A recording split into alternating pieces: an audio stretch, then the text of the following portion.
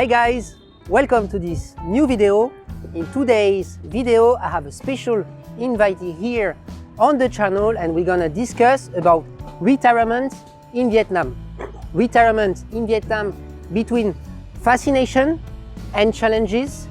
And so today I have GR with me. You've been an expat in all Asia and you settled in Vietnam for a couple of years. So in this video, we're gonna discuss about the pros and cons of living in Vietnam, the fascination and why so many people are considering coming here for long-term staying, as well as the reality and challenges that we have here. Let's get started and to this coffee shop to discuss about that. Sounds good.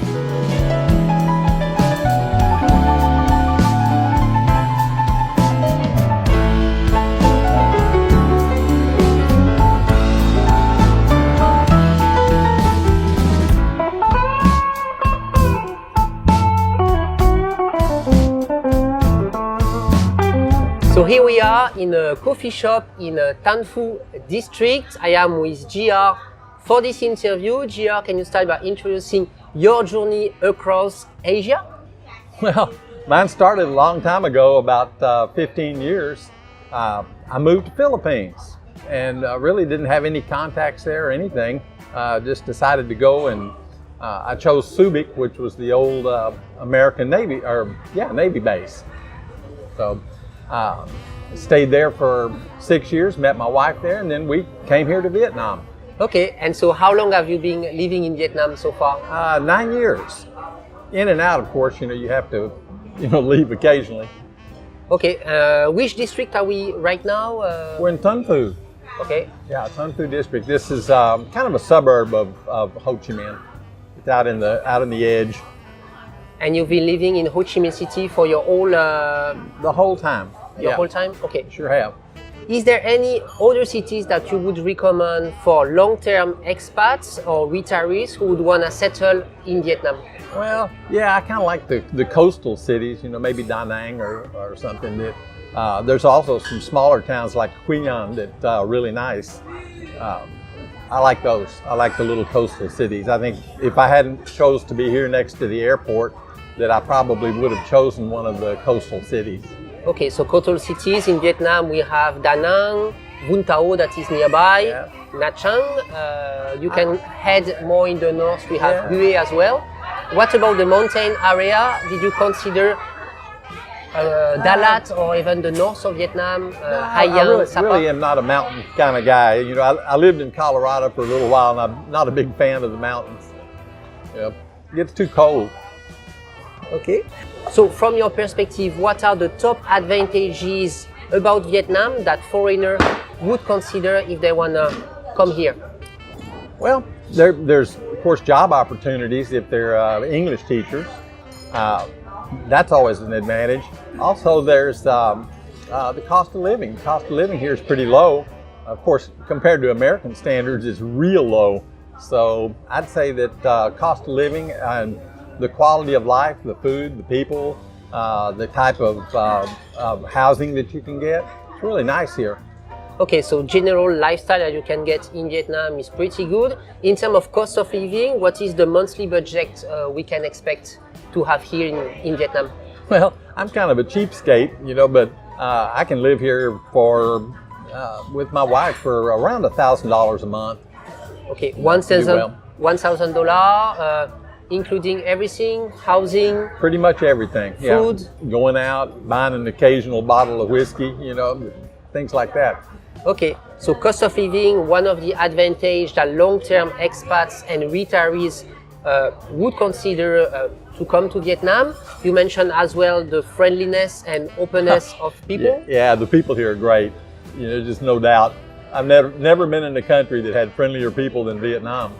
So friendliness of the people as well. And what about the diversity that we can get in Vietnam? What I like personally is that you can go to a small ham, and you can have a very traditional and authentic food. And at the same time, you can choose to go to, a 5-star hotel. Oh, absolutely, or a rooftop bar and have the same kind of lifestyle you would get in the West.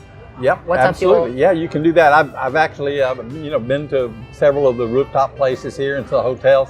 Yeah, it's just great. we like to cook at home because my wife and I both are pretty good cooks.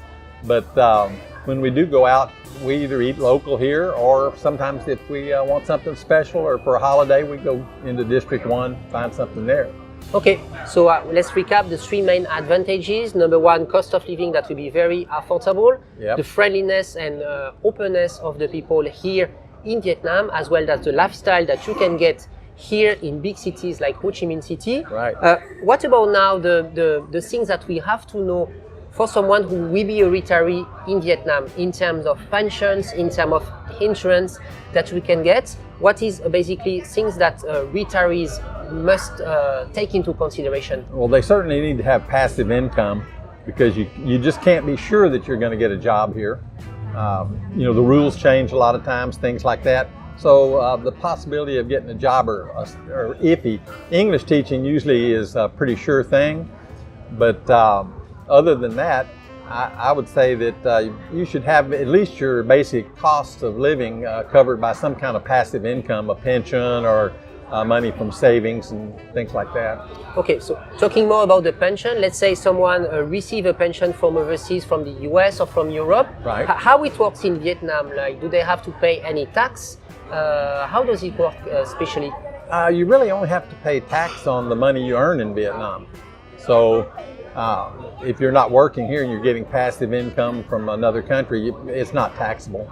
Okay, so let me give some more information for the French people listening us. If you've been working in France for a couple of years on the public sector, you will have your retirement tax in France. But if you work for the private sector in Vietnam, pensions are not taxable, so it's basically exempt or any income. So as soon as you are registered in Vietnam and living here, and if you manage to settle in Vietnam your tax residency, that you are exempt for any taxes on your foreign pension. Mm-hmm. What about the insurance, GR, which we have to still take into consideration if we want to stay in Asia in general for a couple of years? Yeah, insurance is a difficult thing. I'm old, so for me to get a new insurance policy is really difficult. So basically, I have self-insured. I have savings for emergencies. Okay, so yeah, if you come here, you can consider taking a foreign health insurance. So it's going to be a foreign provider with foreign standards, right. But obviously it's going to be very costly. It can cost for someone who is around 60 years old from 5 to 10K per year. Yeah. To have like a good policy to cover emergency, inpatient and outpatients. Yeah, and at a certain point you can't get it. Yeah, and yeah, like and in after, my case. Yeah, and after age, if you are over 75 years old, usually it's harder to get. You still have some local providers that are providing local plans, but they are not 100% covering everything, and sometimes it may be difficult. You may be kicked out of the insurance if you are having too much claim in 1 year. So depending on your budget, if you are considering coming here and getting the proper health insurance, going either to foreign insurance or local insurance in Vietnam that can cover any healthcare. Right. So as you see, Vietnam is still attracting. There are still some things that you need to consider if you want to come here in Vietnam as a retiree or long-term expat. And now we're going to talk a little bit more about the challenges and things that are not that easy in Vietnam. Can you mention, GR, a little bit about the things that are not so easy for long-term expats and retirees if they want to settle here for a long period of time? Probably the main issue is language. English is just not spoken here a lot. French is actually, because you guys were, I hate to say it, you were the colonists.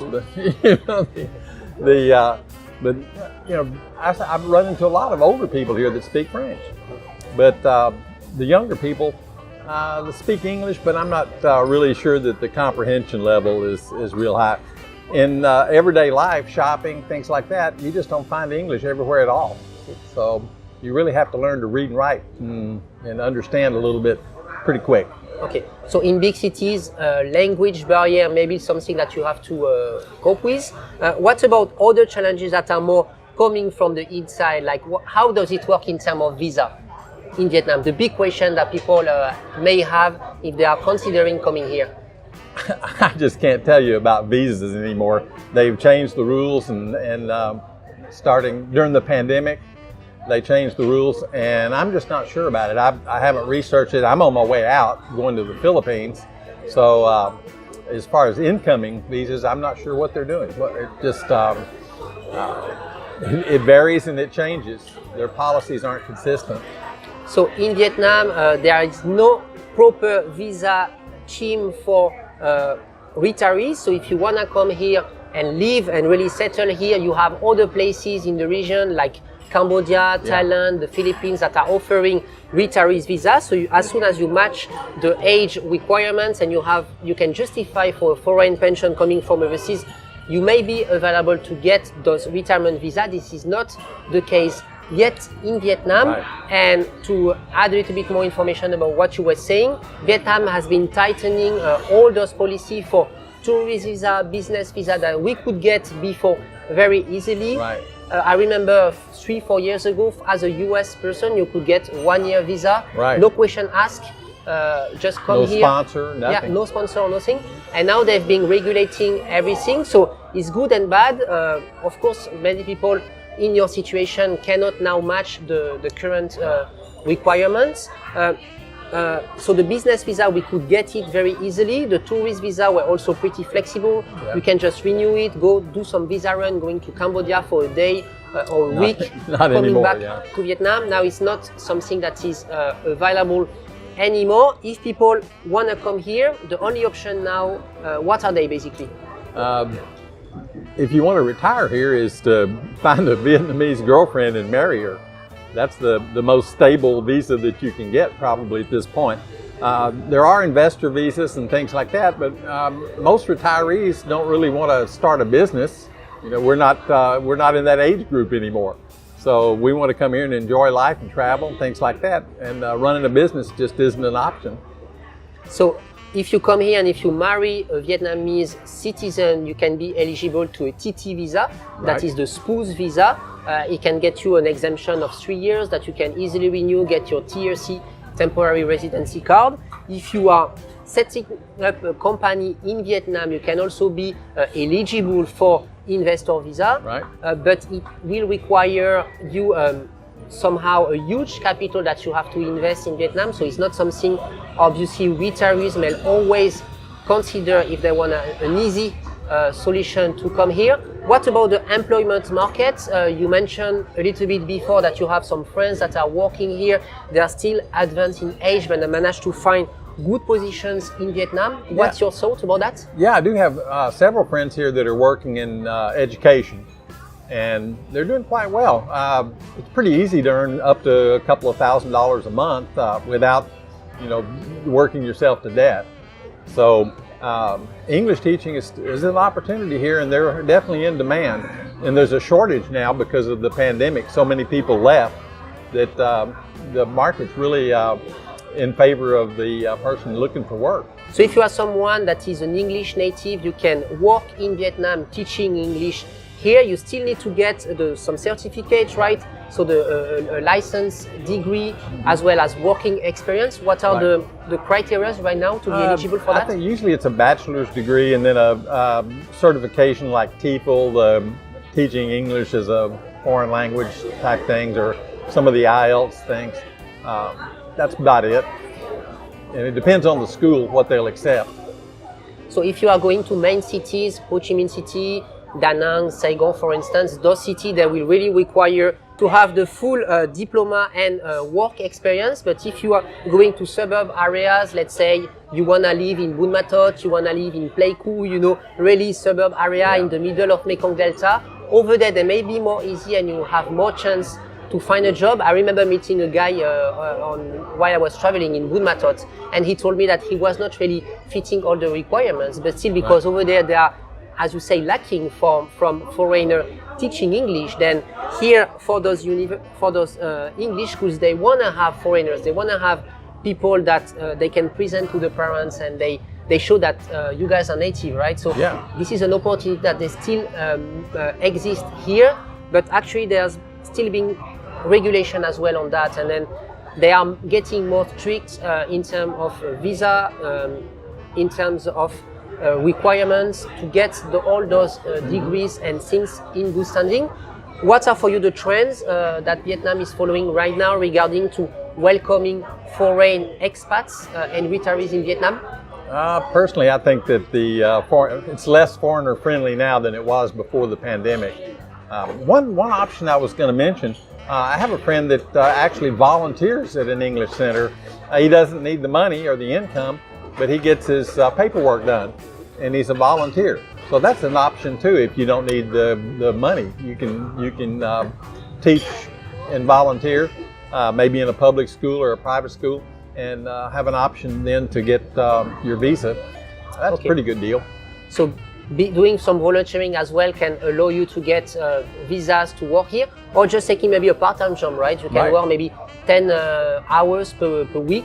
You teach English in one school, and then you still have a lot of time and a lot of free time to travel and to take things easy, because I guess it's also something you want to have, right, while being a retiree. Yeah. So as you see, Vietnam still attracts a lot of foreigners. They want to come here, they want to settle here for long term. It can be like young expats or people in the retirement age.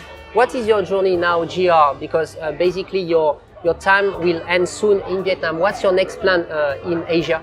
Well, hopefully my time will end soon. So far, it's not been real easy to get that exit stamp. But when I do, I'll be flying out to the Philippines to join my wife in Subic, Subic, Philippines. Okay, so I invite you to check below in the description. You will see the YouTube channel of GR. You can follow your new adventure in the Philippines, settle down there. You have your wife waiting you, you have your house there. So I guess you can still have a very good life over there in the Philippines. Yeah, my channel's TexPat OTG, and my next adventure will be in the Philippines, and there's a lot to show about the Philippines. It'll be a lot of fun. Thanks, GR, for your thoughts today, talking about the retirement. So obviously it's a huge attraction that foreigners may have. They want to come and live long term in Vietnam, but it comes right now with a lot of challenges and things that are not 100% clear and straightforward like other countries in the region. So if you are considering coming to Vietnam to retire, you don't have thousands of options. Let me recap them. Either you marry a local, either you find a part-time job, or either you can set up a business in Vietnam, but it's not something that is really easy for everyone. Hope you guys enjoy this video. Go check below in the comment and share me your thoughts about what you think about the retirement in Vietnam. If you enjoyed the video, leave a thumbs up, and I see you in the next video. Thank you, GR. Hey, it's great. Bye-bye.